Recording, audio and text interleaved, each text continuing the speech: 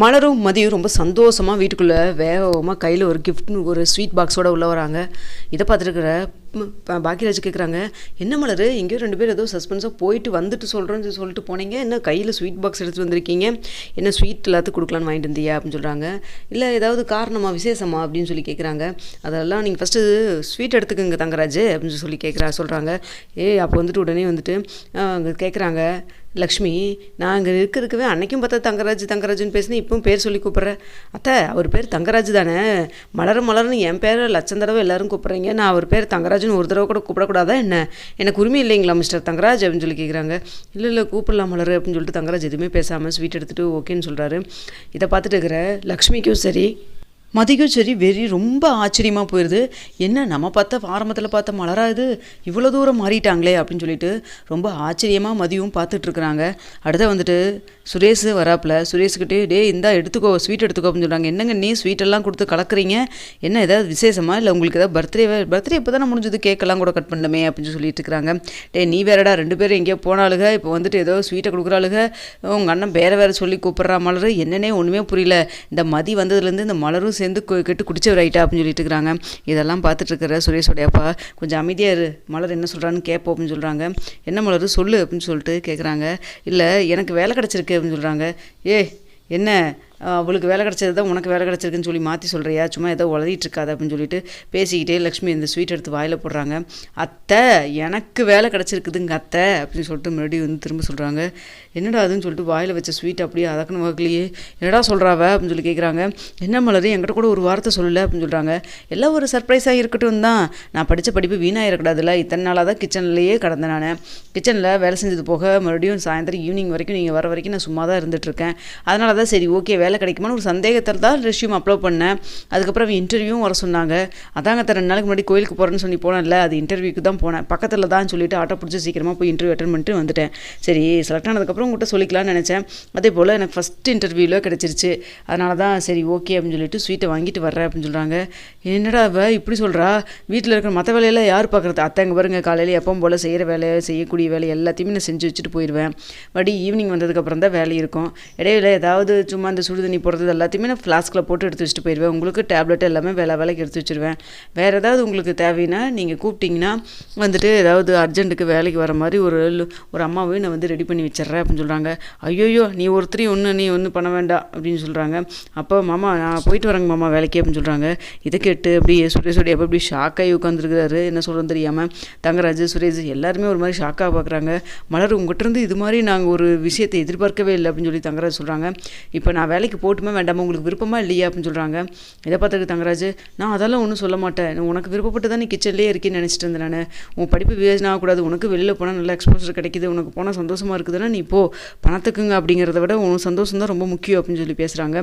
என்னடா அவன் இப்படி பேசிகிட்டு இருக்கிறான் அப்படின்னு சொல்லிட்டு சுரேஷ்கிட்ட உடனே வந்து லக்ஷ்மி கேட்குறாங்க. அம்மா மதியம் தான் வேலைக்கு போயிட்டுருக்கேன், நான் எதாவது சொல்கிறேன்னாம்மா. இல்லைம்மா இப்போ வேலை போயிடுச்சு, இப்போ வேலை தேடிட்டு இருக்கிறான், நான் எதாவது சொல்கிறேன்னா என்ன அப்படின்னு சொல்கிறாங்க. சுரேஷ் இரு மதி நீயும் ஸ்வீட் கொடு அப்படின்னு சொல்கிறாங்க. என்ன இன்னொரு ஸ்வீட்டு, என்ன மதி உனக்கு வேலை கிடச்சிருச்சா அப்படின்னு சொல்லிட்டு உடனே லக்ஷ்மி கேட்குறாங்க. ஆமாங்க கரெக்டாக கண்டுபிடிச்சிட்டிங்களே பரவாயில்ல அப்படின்னு சொல்கிறாங்க. அது சரி 2 பேரும் வந்துட்டு என்ன ஒரே பக்கம் தான் வேலைக்கு போகிறீங்களா அப்படின்னு சொல்லி கேட்குறாங்க. ஆமாங்க அதுவும் கரெக்டாக கண்டுபிடிச்சிட்டிங்களே அப்படின்னு சொல்கிறாங்க. சரியா போச்சு போ, வீட்டில் நீங்கள் 2 பேரும் போடுற ஆட்டம் பத்தாதுன்னு சொல்லிட்டு நீ அடுத்தது வேலைக்கு போகிற இடத்துல வேறு 2 பேரும் சேர்ந்து வேலைக்கு போகிறீங்களா, சரியா போச்சு, எந்த வேலைக்கு போகிறீங்களோ அங்கே போய் வேலை நடந்த மாதிரி தான் அப்படின்னு சொல்லி பேசுகிறாங்க. அத்தா நீங்கள் அதை பற்றியெல்லாம் ஒன்றும் கவலைப்படாதீங்க, நாங்கள் இங்கே எப்படி கிச்சனில் 2 பேரும் சேர்ந்து ஷேர் பண்ணி சந்தோஷமாக வேலை பார்க்குறோம், அதே போல் தான் அங்கேயும் போய் வேலை பார்ப்போம், அதை பற்றிலாம் நீங்கள் எதுவும் கவலைப்பட்டுக்க வேண்டாம் சரிங்களா. நாளைக்கே வந்து எங்களையே ஜாயின் பண்ண சொல்லிட்டாங்க, இப்படியே பேசிகிட்டு இருந்தால் ஒரு வேலையும் ஆகாது, நாளைக்கு என்னென்ன செய்யணுமோ எல்லாத்தையும் போய் முன்னாடியே கொஞ்சம் எல்லாம் முன்கூட்டியே செஞ்சு வச்சுட்டா காலையில் எழுந்திரிச்சு 2 பேரும் வேகமாக வேலையை செஞ்சுட்டு நாங்கள் கிளம்பிடுவோம் அப்படின்னு சொல்லிட்டு கிளம்பிடுறாங்க. இதை பார்த்துட்டு இருக்கிற உடனே லக்ஷ்மிக்கு என்னங்க நடக்குது, ஒருத்தி வேலைக்கு போனதே ஆட்டமே தாங்கலை, இவளுக்கு போய் 10,000-20,000 சம்பாதித்து கொண்டுட்டு வந்து கொடுத்தா நம்ம இப்போ வந்து குடும்பம் நடத்திட்டு இருக்கிறோம், எதுக்குங்க இப்படி பண்ணுறாளுங்க, வேலைக்கு போக வேண்டாம்னு ஒரு ஆம்பளையும் சொல்ல மாட்டேங்கிறீங்க, நான் மட்டும் தான் பேசிகிட்டு இருக்க வேண்டியதாக இருக்குது அப்படின்னு சொல்கிறாங்க. விடுலட்சுமி வேலைக்கு தானே போயிட்டு போகிறாங்க, வீட்டில் இருந்து என்ன பண்ண போகிறாங்க, வேலைக்கு போனால் சம்பாரிச்ச மாதிரி இருக்கும், அவங்களும் வெளில போய் 4 பேர்த்த பார்த்து பேசிட்டு வந்த மாதிரி இருக்கும் அப்படின்னு சொல்கிறாங்க. ஏங்க அதுக்கு சொல்லலைங்க, திமிர் ரொம்ப அதிகமாயிருங்க சம்பாதிக்கிறேன்னு அப்படின்னு சொல்கிறாங்க. இதை பார்த்துருக்கிற பாக்கியராஜ் சொல்கிறாங்க. அம்மா அதெல்லாம் இல்லைம்மா அப்படின்னு சொல்லிட்டே, உனக்கு தெரியாதுடா இந்த மதி வந்ததுலேருந்து மலரோட பேச்சு நடவடிக்கை எல்லாமே மாறிடுச்சு, இப்போ பார்த்தியா வேலைக்கு போகிற அளவுக்கு ஆயிடுச்சு, இன்னும் கொஞ்ச நாள் ஒரு 2 மாதம் மதியோடு இருந்தானா மதியை விட இவ்வளோ ஓவராக பண்ணுவா போல இருக்கே, கடைசியில் மதியை கூட சமாளிச்சிடலாம், இந்த மலரை சமாளிக்க முடியாமல் போயிடும் போல இருக்குது அப்படின்னு சொல்கிறாங்க. இதெல்லாம் கேட்டு அத்தை இதை பற்றிலாம் நீங்கள் எதுவும் கவலைப்படாதீங்க, அப்படியெல்லாம் நான் எதுவும் போயிட மாட்டேன் சரிங்களா, அப்படிலாம் நான் எதுவும் பண்ணவும் மாட்டேன், தாங்க காஃபி எடுத்துக்கங்க அப்படின்னு சொல்லிட்டு காஃபி கொடுத்துட்டு உள்ளே போயிடுறாங்க. என்னடா இவ ஜாலியாக முன்னாடியெல்லாம் பேசினா அப்படி மூஞ்சி இழுத்துட்டு ஒரு மாதிரி போவா, ரொம்ப வெக்ஸாகி உட்காந்துருப்பா, கோவப்படுவா, இப்போ என்ன ரொம்ப ஜாலியாக எடுத்துகிட்டு அவாட்டுக்கு போகிறா அப்படின்னு சொல்கிறாங்க. இதுதான்மா மதியோட மாற்றமே, எனக்குமே ஒன்றுமே புரியல அப்படின்னு சொல்லிட்டு இருக்காங்க. இப்படியே அவன் சொல்கிறதுக்கெல்லாம் மண்டை ஆட்டிட்டு பேரை சொல்லி கூப்பிட்ற, அதையும் கேட்க மாட்டேங்கிற, வேலைக்கு போகிறங்கிற அதுவும் போவாதேன்னு சொல்ல மாட்டேங்கிற, நீ வாட்டுக்கு என்னடா அவன் சொல்கிறதுக்கெல்லாம் தலையை ஆட்டிக்கிட்டு இருக்கிற அப்படின்னு சொல்லிட்டு இருக்கிறாங்க. அம்மா எனக்கு டியூட்டிக்கு டைம் ஆயிடுச்சு, நானும் கிளம்புறேன் அப்படின்னு சொல்லிட்டு சுரேஷ் சொல்கிறாரு. என்னடா நீ எதுவும் கண்டுக்காமல் போகிற, அம்மா முன்னாடி அவள் வேலை இல்லாமல் இருந்தா, அவள் வேலைக்கு போக மாட்டான்னு சொன்னாலும் அவள் கேட்க போகிறது கிடையாது, அவள் வாட்டுக்கு மதி போகட்டும் அப்படின்னு சொல்கிறாங்க. மதி போகிறதெல்லாம் இருக்கட்டும், அவளை தான் யார் சொன்னாலும் கேட்க மாட்டாளே, ஆனால் இப்போ மலரும் வேலைக்கு போகிறாளேடா அப்படின்னு சொல்கிறாங்க. அம்மா அதை நீங்கள் அண்ணிக்கிட்ட தான் கேட்கணும், என்கிட்ட கேட்டால் எப்படிம்மா அப்படின்னு சொல்லிட்டு இருக்காங்க. ஏடா ஒருத்தர் கூட போகாதேன்னு சொல்லலையேடா, சந்தேகத்தில் கொண்டு வந்து ஸ்வீட்டை நீட்டினாலுங்களே என்னமோ, நீங்கள் ஒன்றும் சொல்லாதனால ஒரே சந்தோஷமாயிருச்சு அப்படின்னு சொல்லி பேசுகிறாங்க. அம்மா விடுங்கம்மா பார்த்துக்கலாம் அப்படின்னு சொல்லிட்டு இருக்கிறாங்க. அடுத்த வந்துட்டு கிச்சனுக்குள்ளே போனேன்னு வந்துட்டு மலர் மதிக்கிட்ட, ஏய் கை கொடு, நான் வேலைக்கு போகிறது ஐடியாவில் எனக்கு சுத்தமாக இருந்ததில்லை, நீ வேலைக்கு போகிறதெல்லாம் பார்த்து ரொம்ப சந்தோஷப்பட்டிருக்கேன், ஆனால் நான் ஒரு நாள் கூட வேலைக்கு போகணும்னு நினச்சதே கிடையாது, இப்போது நீ சொன்ன ஐடியாவில் தான் ரெஷ்யூம் போட்டு எனக்கும் வேலை கிடச்சிருச்சு, உண்மையாலுமே ஒரு 5000 ரூபாய் சம்பாரிச்சா கூட வேண்டாம், ஒரு 5 ரூபாய் சம்பாதிக்கிறேன், நானே சொந்த காலில் சம்பாதிக்கிறேன்னு சொல்லிட்டு எவ்வளோ ஒரு பெருமையாக சந்தோஷமாக இருக்கும்ல, உண்மையாலுமே அந்த சந்தோஷம் எனக்கு கிடைக்க போகுதுன்னு நினச்சி ரொம்ப சந்தோஷமாக இருக்குது அப்படின்னு சொல்கிறாங்க. இல்லை மலர், நான் வந்தப்போ நீங்கள் இருந்ததே வேறு, இப்போ இருக்கிற மலரே வேறு, மலர் 2.0 அப்படின்னு சொல்லி சொல்கிறாங்க. நீ வேறு மதி, சரி ஓகே நம்ம நாளைக்கு வேணுங்கிற காய்கறி எல்லாத்தையும் எடுத்து எல்லாம் ரெடியாக வச்சுருவோம், காலையில் எழுந்திரிச்சோம்னா டைம் ஆகிட்டு இருக்கும்ல அப்படின்னு சொல்கிறாங்க. அதுவும் கட்டுதாங்கன்னு சொல்லிட்டு எல்லாம் எடுத்து அரிஞ்சிட்டு கழுவிட்டு இருக்கிறாங்க. அப்போ கரெக்டாக வந்துட்டு இங்கே பகீரஜ் வராங்க. என்ன மலர் என்கிட்ட கூட சொல்லாமல் திடீர்னு ஒரு முடிவு எடுத்திருக்க அப்படின்னு சொல்கிறாங்க. ஏன் நீங்களாம் தான் சர்ப்ரைஸாக ஏதாவது பண்ணுவீங்களா, நாங்கள் பண்ணக்கூடாதா, பண்ணால் நீங்கள் ஏற்றுக்க மாட்டீங்களா என்ன அப்படின்னு சொல்கிறாங்க. ஆனால் இவ்வளோ பெரிய சர்ப்ரைஸ் எல்லாம் நான் எதிர்பார்க்கவே இல்லை அப்படின்னு சொல்கிறாங்க. உண்மையை சொல்லட்டுமா, மதியோட சேர்ந்ததுக்கப்புறம் எனக்கு மைண்டே ரிலாக்ஸ் ஆன மாதிரி இருக்குது அப்படின்னு சொல்கிறாங்க. அப்புறம் என்னமோ அன்றைக்கி அப்படியே அவ்வளோ தூரம் சண்டை போட்டுட்டு கோவிச்சுக்கிட்டு பேசாமல் இருந்தேன் அப்படின்னு சொல்கிறாங்க. அது வேறுங்க, அது உரிமையில் பண்ணுது, இனிமேல் அப்படிலாம் நான் எதுவும் பண்ண மாட்டேன், மதி எனக்கு வந்துட்டு உண்மையாலுமே வந்து தங்கச்சி மாதிரி தான், நான் இனிமேல் அப்படிலாம் எதுவும் நடந்துக்கவும் மாட்டேன், மதி வந்து என்னை புரிஞ்சுட்டு நடந்துக்குவான், சும்மா வசம் நின்றுருக்காதீங்க போங்க அப்படின்னு சொல்கிறாங்க.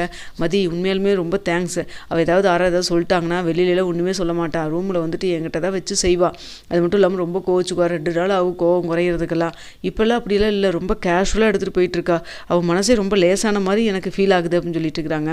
ஆமாங்க, லேடிஸு வீட்டுக்குள்ளே கிச்சனுக்குள்ளே மட்டும்தான் உங்களையவே பார்த்துக்கிட்டு பசங்க பிள்ளைங்களே பார்த்துக்கிட்டு இருக்கோன்ட்டுலாம் கிடையாது, அவங்களுக்கு ஒரு வேர்ல்டு இருக்குது, அவங்களுக்கு ஒரு லைஃப் இருக்குது, அவங்களுக்குன்னு தனியாக ஒரு சந்தோஷம் இருக்குது அப்படிங்கிறத ஒவ்வொருவரும் புரிஞ்சுக்கிட்டிங்கன்னா கண்டிப்பாக எல்லாத்தோடைய ஃபேமிலியிலையும் ரொம்ப நல்லது தான் நடக்கும் அப்படின்னு சொல்லியெல்லாம் பேசிகிட்டு இருக்கிறாங்க. அதே சமயத்தில் லக்ஷ்மிக்கு இதெல்லாம் தாங்கவே முடியல, ரேவதிக்கு கால் பண்ணி விஷயத்த சொல்கிறாங்க. ரேவதி இதை கேட்டு மனசுக்குள்ளே சந்தோஷப்பட்டுட்டு இருக்காங்க. பக்கத்துலேயே வந்து தங்கராஜ் இருக்காங்க. என்ன சொல்கிறாங்க அத்தை அப்படின்னு சொல்லிட்டு ஃபோன் வச்சதுக்கப்புறம் கேட்குறாங்க. இது மாதிரி மதியம் மலர் 2 பேருமே வேலைக்கு போகிறாங்கன்னு சொல்லி சொல்கிறாங்க. இதை கேட்டோன்னே தங்கராஜுக்கு செம்ம கடுப்பாகுது. இந்த மதியே வேலைக்கு போகக்கூடாது, வீட்டில் உட்கார வைக்கணும்னு தான் அவ்வளோ தூரம் போய் காலேஜில் போய் பேசணும், இப்போ இந்த மலரும் சேர்ந்து போகிறாங்க, 2 பேரும் சேர்ந்துட்டு பெரிய வில்லத்தனம் பண்ணிட்டு இருக்கிறாங்க, இதெல்லாம் கேட்குற கால் இல்லைன்னு நினைக்கிறியா அப்படின்னு சொல்லிட்டு மனசுக்குள்ளேயே நினச்சிட்டு இருக்கிறாங்க.